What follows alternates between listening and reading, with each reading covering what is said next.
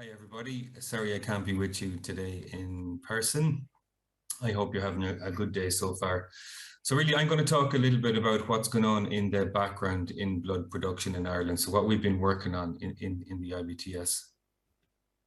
So just to say I have no conflicts of interest to declare. Okay, so I'm conscious that not everybody might understand how we go about our business in Ireland, and I know we have a number of guests from abroad. So we collect our blood in Ireland through a mixture of fixed and mobile clinics. The vast majority of blood is collected via mobile clinics, and we have 6 mobile teams around the country, and we use about 260 venues. We also have some fixed clinics, 3 fixed clinics for whole blood, 2 in Dublin, 1 in Cork, which is a hybrid clinic, and 2 fixed clinics for apheresis, 1 in Dublin and 1 in Cork. Again, that's the hybrid clinic for whole blood and apheresis. Okay, again, just really to set the scene, I'm going to talk a little bit about the basics of blood separation, blood processing. So on the left-hand side there, we have a whole blood unit. So what is known as the pint of blood. And we collect about 130,000 of these each year. So when we get a pint of blood, we spin it down in a centrifuge. So you see the red cells separate at the bottom, the plasma on top, and there's a layer in the middle which we call the buffy coat, which we know contains platelets. And we can take this layer from 4 donations to combine them together to make a platelet pool. On the right-hand side, we have a platelet apheresis unit. This process is where we take whole blood from the donor, we take out the components we want, in this case platelets and plasma, and then we return the red cells. So in Ireland each year we need about 26,000 platelets, a mixture of pools and apheresis, and about 17,000 plasmas are used. Okay, so today I'm going to talk really about two key strategic initiatives for us under our recent strategy Connections That Count, and that's the reintroduction of Irish plasma for therapeutic use and the assessment of pathogen reduction of platelets, which is a post-collection blood product manipulation process. Okay, so plasma first, and I'm going to talk a little bit about PDMPs, plasma-derived medicinal products. So these include a wide range of products used for treatment in many areas such as immunology, thrombosis, hemostasis, and as a consequence, plasma is in very high demand. So PDMP, the products include immunoglobulin, albumin, coag factors, protease inhibitors, anticoagulants, fibrin sealant, but immunoglobulin and the requirement for immunoglobulin is really a hot topic at the minute. Okay, so I'm going to talk a little about the work done by the Plasma Working Group of the European Blood Alliance, of which I am a member. So we essentially wanted to ascertain what is the extent of self-sufficiency for PDMPs in Europe. So we collated data from 2019 through a survey, and essentially we looked at the amount of plasma delivered for fractionation, as well as the usage of immunoglobulin in those countries in the European Union, other countries of the European Economic Area, as well as Switzerland and the 4 countries of the United Kingdom. And it's one of the posters on display here at the conference. Okay, so I'll just talk a little bit about the survey results. 19 out of 34 countries provided a full data set, which is accounted for about 328 million inhabitants, or 62% of the sort of target population. So with regards to usage of immunoglobulin per 1,000 inhabitants, it really varied a lot between 16 and 297 grams per year. Plasma sent for fractionation was 7,447 tons, and the total amount of plasma needed for European self-sufficiency based on this survey and this data is estimated to be between nearly 12,000 tons at a yield of 5 grams per litre and nearly 15,000 tons at a yield of 4 grams per litre. So as you can see, within Europe, a lot more plasma needs to be contributed for fractionation in order to achieve self-sufficiency. Okay, so just a number of recommendations from this piece of work. The usage of immunoglobulin should be evidence-based, especially when you see the variability in the amount that is used. The discarding of plasma should be avoided. The ban on plasma due to the remote risk of variant CJD transmission should be abolished. A higher yield of immunoglobulin should be encouraged, and plasmapheresis of unpaid donors by the European non-for-profit blood services should be increased. Following on from this, we also have the EBA plasma supply project, of which we are consortium members, and Aileen Farley, our colleague, a chief medical scientist with the IBTS, is representing Ireland on this group. And the aim really is to strengthen Europe's capacity to collect plasma from non-remunerated donors and improve the supply of plasma-derived medicinal products. The main outcome is a set of recommendations and guidance for blood establishments, competent authorities, medical societies, and other professional stakeholders to support them to increase plasma collection in the EU. And the project will contribute to the EU becoming more strategically independent in its need for plasma medicines. Okay, so back to Ireland. So I'm going to just talk a little bit about the past. So just over 2 decades ago, there was a vast number of measures taken to mitigate against variant CJD. So some of the big ticket items were the introduction of leukodepletion, the importation of FFP, fresh frozen plasma, the use of fibrinogen concentrate rather than cryoglobulin, and essentially a pause on the use of plasma from Irish donors. Now, more recently, towards the end of 2019, the IBTS did extensive risk assessment and review of our current protocols in relation to variant CJD, and essentially we recommended the reintroduction of Irish plasma for therapeutic use again. Okay, so what's the current state of play with our plasma? So the vast majority of it, just over 99%, is labeled for IVD use. So that's for non-therapeutic use. It's for use in making reagents. A very small amount of it is made into FFP. So we've always held a small stock of FFP as a backup contingency, but it has never been used. And we also have a very small amount of cryo for one hospital, and it's less than 100 units per year, so it's very little. Okay, so I'm going to talk a little bit about the present and then the future and what we're working towards. So we've had some large-scale equipment replacement and upgrade in our blood processing departments, including our separators, Q2 2021, our centrifuges, and then more recently our rapid freezers. So essentially we have now set ourselves up to be able to produce quality plasma, high throughput quality plasma. Okay, so I'm going to talk a little bit about the therapeutic use of Irish plasma and the future use of Irish plasma. So we have a few decisions to make with regards to how we reintroduce plasma. So we're currently bringing to conclusion an options analysis process, whereby we will decide how to go about reintroducing the plasma. And there's 3 main options to us, and that is to export all our plasma to make FFP and the remainder for fractionation, to pathogen reduce in-house, to produce our own pathogen reduced plasma and send the remainder for fractionation, or business as usual with our current FFP LG Octoplas, and then send all plasma for fractionation. So with all options, we are sending plasma for fractionation to contribute to the pool for PDMPs. And then we need to decide how we would produce FFP. So we've had extensive user engagement. We have a very productive hospital survey, which I won't get into the detail of today, only to say that there is a very strong approval for the reintroduction and use of Irish plasma, with 80% approve or strongly approve and nobody disapproving. Okay, so the next step, so we need to bring our options analysis process to conclusion, which we will do by the end of the year, and early in the new year we will be able to announce the results of that.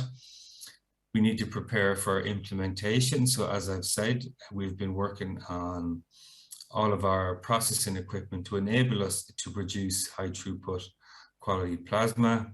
Depending on the options we take, there's obviously regulatory compliance, which must be met for the option that we take.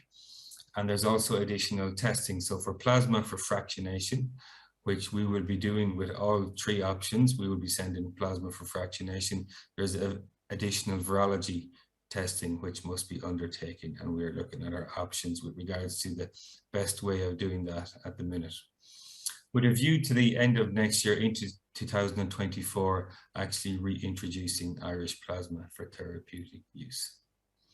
Okay, so we're, to a certain extent, because of our history with variant CGD, we're behind the curve a little bit in that we are looking to reintroduce our current plasma for therapeutic use. But we also have a role to play in contributing to the European plasma supply with regards to increasing the amount of plasma that we collect. And essentially what that means is collecting plasma by plasmapheresis method. And we are in the early stages of planning for that. Okay, so that's the update on plasma. I'm now going to talk a little bit about platelet production developments. So we are currently validating the pattern reduction of platelets using the Serous Intercept blood system. The Intercept system is used to inactivate bacteria, viruses, parasites, and leukocytes. And the process is intended to reduce the risk of transfusion-associated transmission of viruses, bacteria, parasites, and may also reduce the risk of adverse effects due to donor leukocytes. So in general, the principle of pathogen reduction, it's a way of processing the blood, and that it's seen as a proactive step, or it's taking a protective measure with the blood to protect the blood supply and future-proof the blood supply. Just a little bit of information around the Serous Intercept method and how it works.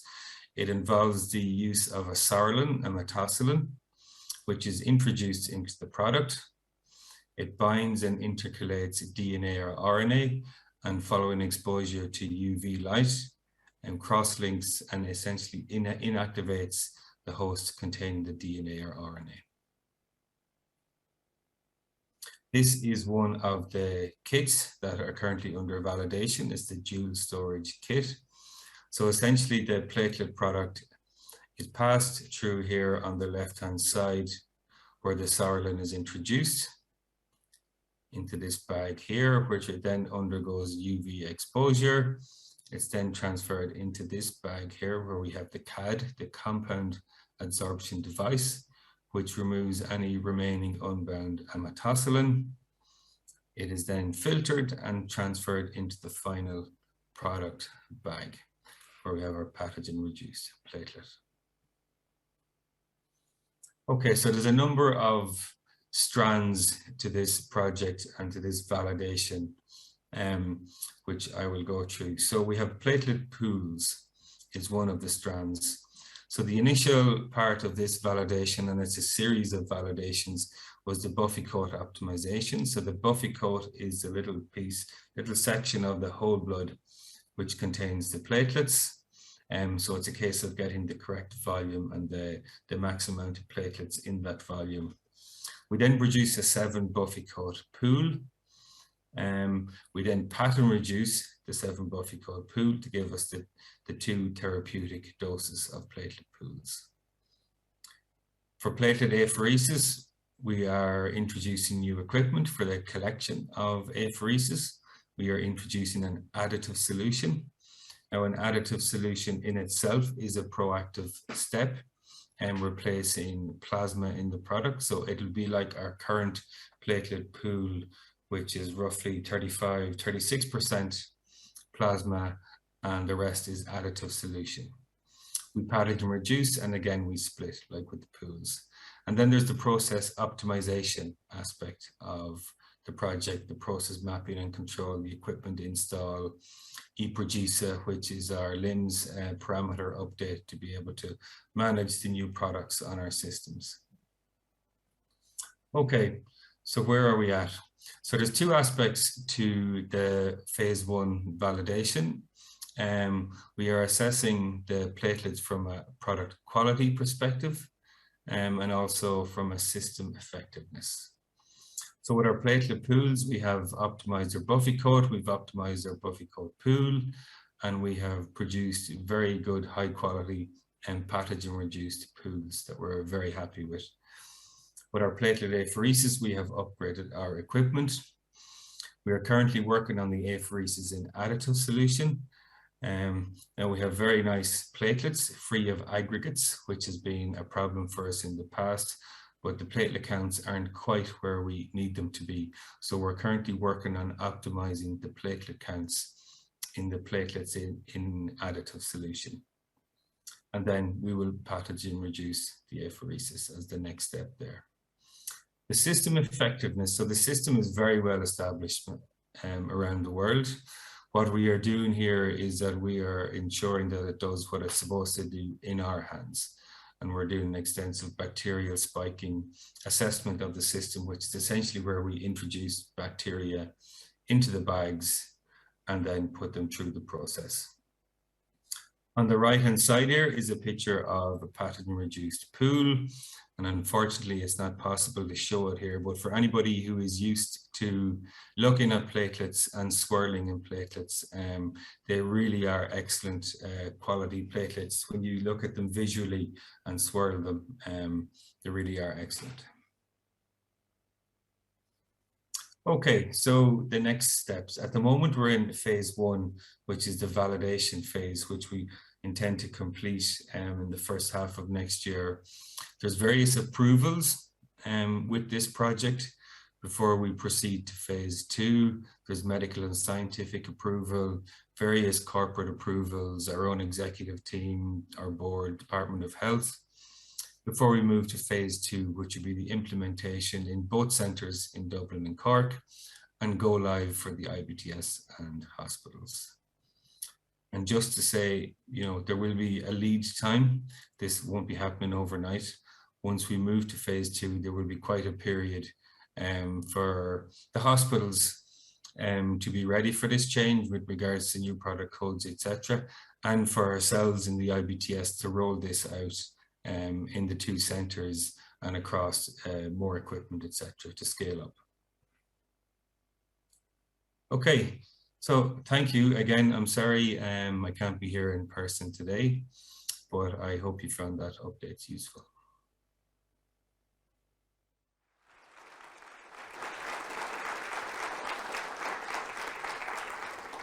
Thank you. Questions for Barry? While we're waiting, Barry, I might ask you a question. You mentioned the EBA supply project and the survey work you've done. You pointed out the very significant shortfall in European plasma collection at about 7 million litres per year.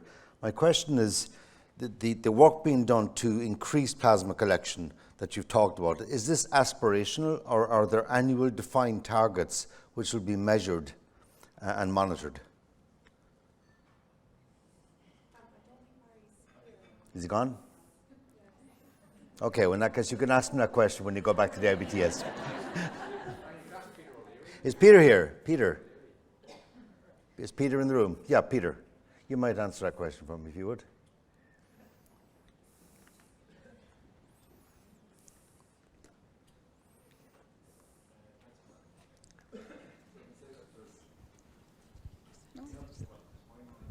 Sorry, Peter, just one second. Can you turn on the microphone, please? It's just...